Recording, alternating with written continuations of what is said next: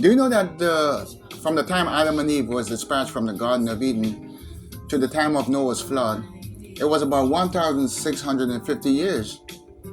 And during that time, there were many things that happened. For example, we know that Cain killed his brother Abel. And also, the Bible tells us that Enoch, he was the seventh generation from Adam. The Bible said that he walked with God and God took him.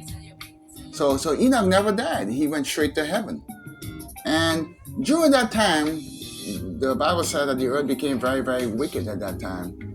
And God told Noah to build an ark and take two of every animals in there. And by doing so, he was going to save himself and he was going to save his family. And now, many theologians and many Bible scholars believe that during that time, the earth's population was between, I would say, 3 million to 18 million people at the time. Well, now we don't know exactly how many people there were, but they believe it was between 3 to 18 million people at the time. Now, Noah and his family were the only people that were saved. Only 8 people were saved during that time. Now, that is a very frightening statement. Out of all those millions of people, only 8 people were saved. Now, Jesus talked about this. Now, there is a great parallel. There's a great parallel between the time of Noah and the time of Sodom and Gomorrah and the second coming of Jesus Christ. In fact, Jesus talked about this in the book of Luke, chapter 17. He said, as it was in the days of Noah, beginning in verse 28, he said, as it was in the days of Noah, so shall it be in the days of the come of the Son of Man. He said they did eat, they drank, they married wives, they were given into marriage until the day that Noah entered into the ark and the flood came and destroyed them all. And he said, likewise also as it was in the days of Lot, they did eat, they drank, they brought, they sold, and they planted and built. But the same day that Lot went out of Sodom, it rained fire and brimstone from heaven and destroyed them all. He said, even thus shall it be in the days when the Son of Man is revealed. So we see here that there is a great parallel between the time of Noah and the time of Sodom and Gomorrah and the second coming of Jesus Christ. And the thing about this is only 8 people were saved in the time of Noah. Out of all those millions, many Bible scholars believe it's between 3 million to 18 million people. And only 8 people were saved. Noah and his family.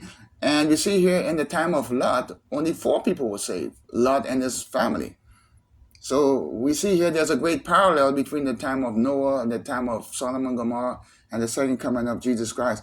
Now, look what Jesus said here in Matthew chapter 13. He said, enter ye in at the straight gate. For wide is the gate and broad is the way that leadeth to destruction, and many there be that go in thereat. And in verse 14, he says, because straight is the gate and narrow is the way that lead to life, and few there be that find it. So what Jesus is saying here is that the way to heaven is a narrow road, it's a straight gate. And few people, he said, will be on that road. Few people will choose the way of life. But the way to hell, he said, is a broad gate, it's a wide road. And he said many people will choose the broad road or the way to destruction. Many will be on that road heading to destruction. Now in Luke chapter 13 and verse 24, look what Jesus said here. He says, strive to enter ye in at the straight gate. Strive to enter in at the straight gate. Now the word strive here is a very important word. It comes from the Greek word agonize zoahi. Agonize zoahi. And it means to struggle. It means to agonize. To agonize meaning to fight, to struggle. He said you must fight to enter in at the straight gate. He actually said here to compete for a prize, as if you're competing for a prize. And it also says to contend with an adversary. To contend with an adversary. So the word strive here means to fight, as if you're competing for a prize. There's an adversary that you're fighting with. It also means straining with every nerve of your being. To strain with every nerve of your being. Now, when I think of straining with every nerve of your being, I think of 2 wrestlers in the ring wrestling and they fighting. And they putting all their strength and all their energy into it. And you can see the veins in their neck. You can see the veins in their necks because they are striving and they are putting all their energy into it. And that's what the word here means. That's what the word strive means. It means to fight with every nerve in your being. Now, Jesus also said, he said, many I say unto you will seek to enter in and shall not be able to. Now, that's a very frightening statement. That's a very frightening statement. He said, many people will seek to enter into the straight gate and they will not be able to. And the reason why it's like that, because we have an adversary, which is the devil. In 1 Peter chapter 5 and verse 8, it says we have an adversary, which is the devil. He walks around the earth as a roaring lion, seeking whom he may devour. And he's constantly throwing temptation in your way. He's constantly trying everything to keep you from entering into the straight gate, the narrow gate. Many temptations he brings your way. The lust of the flesh, the lust of the eye, the pride of life, pleasure, money, drugs, lust. Everything he can to put in your way to keep you from entering into the straight gate. Sexual pleasure, fame, popularity, alcohol, adultery, fornication, pride. And these are some of the things that the devil will constantly throw in your way to keep you from entering into the narrow gate. And that's why Jesus said you must strive. Agonize. It means to fight to enter into the straight gate. Now, even though Noah was living in one of the most wicked times in history, the Bible said yet he obeyed God. He walked with God. Not only did Noah walk with God, but his family followed him. Noah had 3 sons, and his family, they followed him because they saw that he was a man of God. They saw that he was a man that was upright. He was a man of integrity. He was a man who walked with God. Genesis chapter 6 and verse 9, it says, Noah was perfect in his generations and he walked with God. The word perfect here means he was upright and he was mature in the things of God. And that is why his sons followed him. That's why they obeyed him, because they saw that he was a man that was upright. They saw he was a man that was had integrity, and he obeyed the things of God. Now, young men and in the family and teenage boys usually follow the leading of the father, because it is the father's responsibility to set the pace in the home. He sets the standards in the home. And the family usually follow the leading of the fathers. It is not just the father's responsibility to provide and to protect for the home, but it's also his responsibility to train, to instruct, and to empower his family in the things of God. And Noah did not just provide and protect his family, but he trained them. He instructed them and he empowered them in the things of God. Now, there are many reasons why young men and teenage boys don't have any interest in the things of God. And many times it's because the fathers doesn't show interest in the things of God. Because they usually follow the leading of the fathers. If the father doesn't have Bible studies in the home, then the family would not see the need to have Bible study in the home. If the father doesn't pray with the family would not see any need to pray. If the father doesn't take the family to church, take the children to church, they would not see any need to go to church. So the father is the one who sets the pace in the home. He's the one that sets the standards in the home. And many times I've seen cases where the father dropped the wife off and he dropped the children to church, and he comes back home and he watch the ball game or whatever he's doing. He goes out with his buddies, and then after church he comes back to church and he picks up the family. Now that is a shame before God. That is a shame before God, because it is the father's responsibility to instruct the family, to empower them, and to guide them in the things of God. Look what Paul said in Ephesians chapter 6 and verse 4. He says, Fathers, provoke not your children to wrath, but bring them up in the nurture and admonition of the Lord. He says, Fathers, provoke not your children to wrath, but bring them up in the nurture and admonition of the Lord. So we see here that it is the father's responsibility to train up the children in the things of God, to bring them up in the nurture of the Lord. Now, the word nurture is a very important word here. It comes from the Greek word paradia. parodia, and it means to tutor or to train. And it's usually referring to something that is in its early stages, something that is in its young stage, to train, to bring it up, to tutor it. It also means to give instructions, and it also means to discipline or to chastise. So it is the father's responsibility to nurture, to train, to instruct, to chastise the family in the things of God. Now the word nurture, as I pointed out, it actually means nurturing something or training something in its early stages. You can't wait till something is grown and then try to nurture it. For example, an oak tree. You can't wait till an oak tree is 60 feet, 50 feet tall and then try to nurture it. It's too late. You can't wait till a plant is fully grown and then try to nurture it. It's too late. And many times parents, they wait till their children is maybe 18, 20, 25 years old, try to teach them about God. But it's too late. I'm not saying they won't learn the things of God, but it's going to be much harder, much harder to train or to teach a child when they are grown. That's why he said, nurture your family or bring them up in the things of God. Now, Google says, now look what Google says the word nurture means. Google says that the word nurture, it means the process of caring for and encouraging the growth or development of someone or something. He said nurture is the process of caring for and encouraging the growth or development of someone or something. So nurture has to do with while the thing is in its early stages, whether it's a tree or whatever you nurture, and it has to be in its early stages. You cannot nurture something after it is fully grown. Now, he said this is the responsibilities of the fathers. He says, fathers, provoke not your children to wrath, but bring them up in the admonition of the Lord. So we see here that Noah trained his family in the things of God.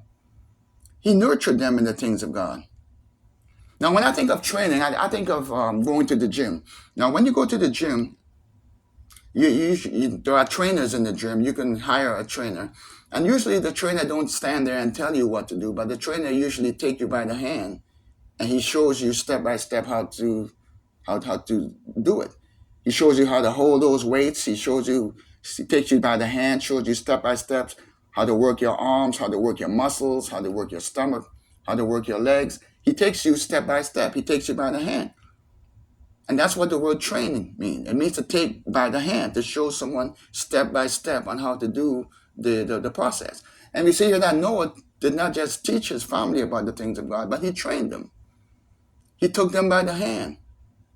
He showed them step by step how to walk with God, how to obey the things of God. He showed interest in the things of God.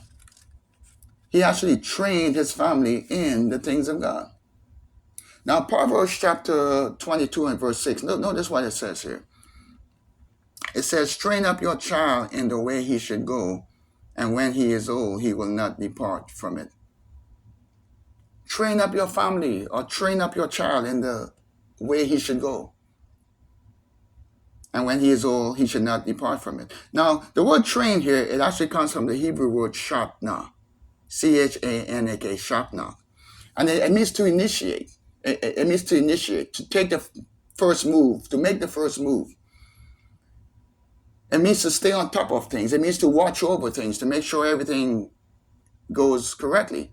And Noah took the first move when it comes to his family. He initiated the things of God. He showed them the things of God. He trained them step by step in the things of God. He stayed on top of it. Now, the Amplified Bible says here, it says, teaching them to seek God's wisdom and will for their lives. Teaching them to seek God's wisdom and will for their lives. So he also taught his family how to seek the things of God for their lives. And that's the responsibility of the father, teaching the family how to seek the things of God for their lives. Now, notice what the Message Bible said. The Message Bible says, point your kids in the right direction, and when they are old, they won't be lost. Point your kids in the right direction, and when they are old, they won't be lost. Noah not just taught his family the things of God, but he pointed them in the right direction. he pointed them in the direction of the things of God. And this reminds me, when I was many years ago, there was a family that lived in the same complex where I live, and I used to take them to church. We used to bring the church van, pick them up, take them to church. And this happened for maybe 5 years, 6 years, and we used to bring them to church on Sundays and sometimes during the week. But the father never came. Now the mother came, and she had the two teenage boys, teenage sons. They came, but the father never came. I don't know what he's doing. Maybe he's watching TV or something. But now they are grown. Those teenage boys are grown, and they don't seem to show any interest in the things of God. They don't seem to show any interest in the things of God. And I believe if the father had shown interest in the things of God, then I really believe the family or those boys would be interested in the things of God today. But they don't seem to have any interest in spiritual things. So the family usually follow the leading of the father. They usually follow the direction of the father. So we see here that Noah, not only did he taught his family the things of God, but he showed interest in the things of God. He showed interest in the things of God. Now many times the mother or the wife has to do all of the training for the kids because the father is not involved. Many times the father's in the house, but he don't show any interest. The woman has to teach them Bible study. She has to take them to church. She got to pray with them. She got to do all of these things because the father is there, but he's not showing any interest. And many times he's not even in the home. He's not even in the home. And he said, Paul the Apostle said, fathers, provoke not your children to wrath, but train them up in the nurture and the admonition of the Lord. Training, it means to take by the hand, to show them step by step on how to obey the things of God. Now, when I think of training, I think of a basketball team that is training or practicing. And when a basketball team is practicing or training, usually the coach don't stand on the sideline and tell them what to do. But the coach, he usually get out on the court and he shows them how to dribble the ball. He shows them how to pass the ball. He takes them by the hand. He shows them how to defend the ball, how to run the ball. He shows them how to shoot the ball. He takes them step by step. He don't stand on the sideline and tells them what to do, but he takes them through it step by step. And that's what training is all about. He said, train up your child in the way he should go. He said, bring up your family or bring up your children in the admonition and in the nurture of the Lord. And you see here that Noah trained his family. He brought his family up in the things of God. So we see here that it's not just a man's responsibility or the father's responsibility to protect and to provide for his family, but it's also his responsibility to train, to instruct, and to empower them in the things of God. And this is what God provided for us.